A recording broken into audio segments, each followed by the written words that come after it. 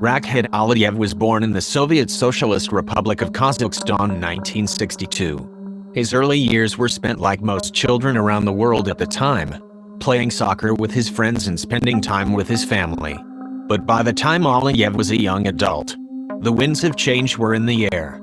The concepts of glasnost and perestroika that Mikhail Gorbachev and the Communist Party introduced to modernize and save the crumbling Soviet Union ironically led it to a quicker demise. With the total collapse of the Soviet Union in 1991, the old constituent republics such as Kazakhstan scrambled to find their place in the new world order. The 1990s became a period of great transition in the former Soviet republics, where large amounts of money could be earned, and an even greater number of enemies could be made in doing so. Rakhat Aliyev found his place in the new system. Aliyev obtained a law degree in 1997 and a PhD in economics in 2005, which prepared him for a lucrative career in post-Soviet Kazakhstan's often shady worlds of business and government. He made several lucrative investments and inserted himself into the functions of many government industries. Aliyev also was a member of the KNB and worked his way through the ranks of the organization, thanks in part to his relationship with the president. Aliyev was married to President Nazarbayev's daughter, Darigha, for many years. The couple had 3 children over their decades-long marriage and by all accounts looked happy. They were one of Kazakhstan's top power couples, and it was rumored that Aliyev would be his father-in-law's successor. But in 2007, Rakhat Aliyev found out that even the bonds of matrimony were not enough to protect him from the wrath of the president. 2007 was a bad year for Rakhat Aliyev. Up until that time, he had led a charmed life. He was a millionaire and was at the pinnacle of power in the Kazakhstan government. His wife was the favored daughter of the country's leader, and every business deal he made seemed to end favorably. Before 2007, Aliyev must have felt that the sky was the limit. But as easily as the gods can give one power, they can take it away. Aliyev began to fall out of favor with the president when he was accused of laundering money embezzled from government corporations in Kazakhstan to offshore accounts in the Mediterranean. The charges were bad enough alone, but President Nazarbayev soon learned that his son-in-law was questioning his rule and possibly collaborating with the opposition.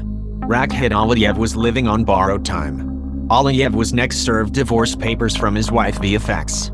He later claimed that his wife told him that she was pressured to do so by her father, but Darigha has been reticent to talk about the divorce in the years since. Rakhat was then given the post of ambassador to Austria, where he would ostensibly be out of the president's hair, and the government could move forward making a case of treason against him. With few friends left in Kazakhstan, Aliyev married his former assistant and moved to Austria where he took his post.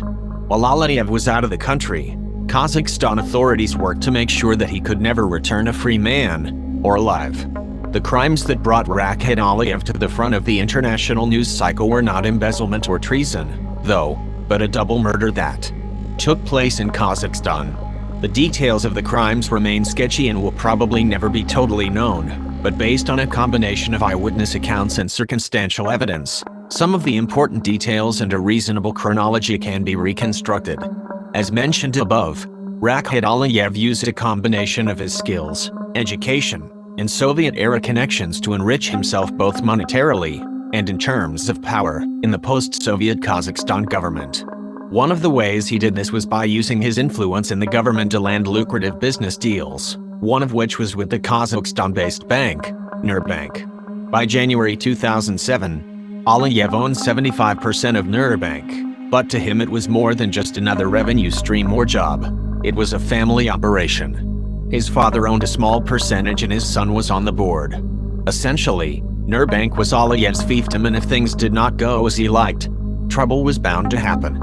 According to the testimony of the victims, on January 18, 2007, Aliyev had vice president of Nurbank, Aholdas Timraliyev and chairman of Bilmaz Hanjilimov, kidnapped and threatened. The 2 men were nabbed in broad daylight as they left work for the day, and then driven around Almaty where they were threatened with death if they did not go along with Aliyev's investment ideas. The 2 men were able to escape their captors, and both promptly quit work at Nurbank the next day. But apparently Aliyev had other recalcitrant Nurbank executives to target. Less than 2 weeks later, on January 31st, Timur Aliyev was kidnapped once more along with Aybur Kasanov, who was chairman of the bank's board. The two men were beaten and tortured over the course of several days, but during the course of the ordeal Timur Aliyev was able to call his wife to alert her of the situation. Although Timur Aliyev's wife phoned authorities to find her husband, it was too late. He and Kasanov were killed, placed in metal drums, and dropped off in a dump. Once the bodies of the two men were found, Aliyev became the prime suspect. But the slick bureaucrat was still in the good graces of the president, who gave Aliyev diplomatic immunity and a chance to start over in Austria. Aliyev's flight from Kazakhstan proved to be only a temporary remedy to his legal problems. Not long after he left the country, the divorce from his wife became final, and the government began to investigate him for a slew of charges ranging from embezzlement to treason and murder. But the fallen businessman did not help himself much. From the perceived safety of such locations as Austria and Malta, Aliyev began to give interviews to the international press in early 2007. He said that he thought Nazarbayev should not be president for life, and that the government of Kazakhstan was inherently corrupt. Aliyev would later put all of his thoughts about his former father-in-law into a tell-all 2013 book titled Godfather-in-Law. Aliyev's ungrateful attitude proved to be too much for President Nazarbayev, who in May 2007 allowed the government of Kazakhstan to charge his former son-in-law with murder and kidnapping in relation to the Nurbank case. Aliyev was promptly stripped of his diplomatic immunity and an international arrest warrant was issued for him. By late 2007, Rakhat Aliyev was a man without a country. For a time, Aliyev found safety in Austria. The Austrian government refused to extradite Aliyev because it argued that he could not receive a fair trial there, and that if convicted he would be punished in a way that would violate his human rights. Despite this, the government of Kazakhstan pushed ahead with the prosecution and convicted Aliyev in absentia of murder, treason, and kidnapping in early 2008 and sentenced him to 20 years in prison. The Austrian government continued to refuse to recognize Kazakhstan's extradition requests, which gave Aliyev the chance to travel around Europe relatively unencumbered. But the heat was on and Aliyev was quickly running out of options.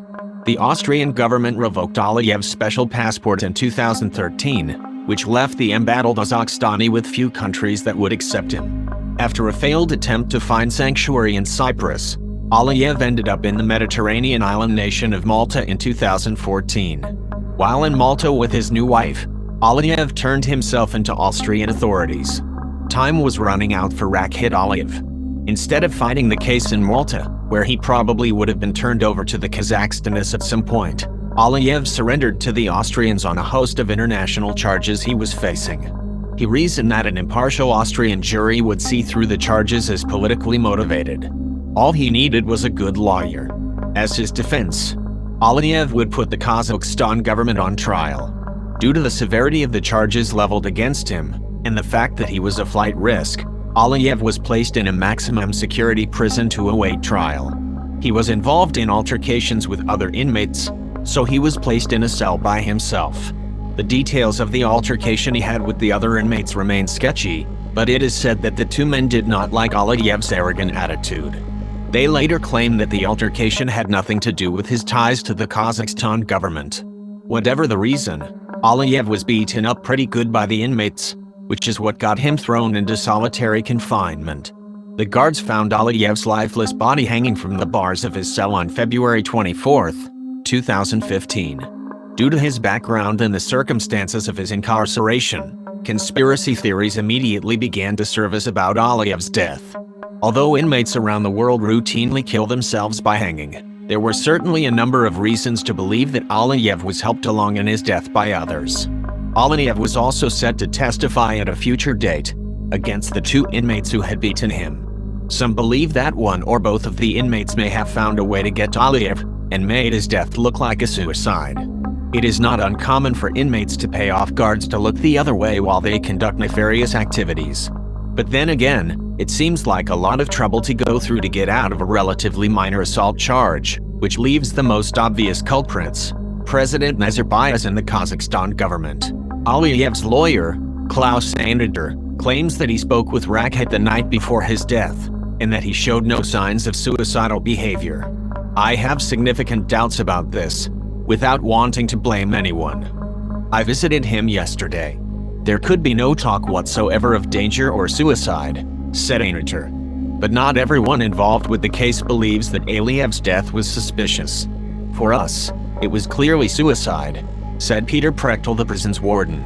The truth behind the death of Rakhat Aliyev will probably never be known, although new details of his life paint the picture of a troubled and dangerous man. Aliyev was accused in the mid-1990s of kidnapping a Russian television executive, and he was investigated by the FBI for a 2006 murder. Whether Rakhat Aliyev's death was the result of a complex conspiracy, angry prison inmates, or at his own hands, he is a testament to the often used aphorism, "Violence begets violence."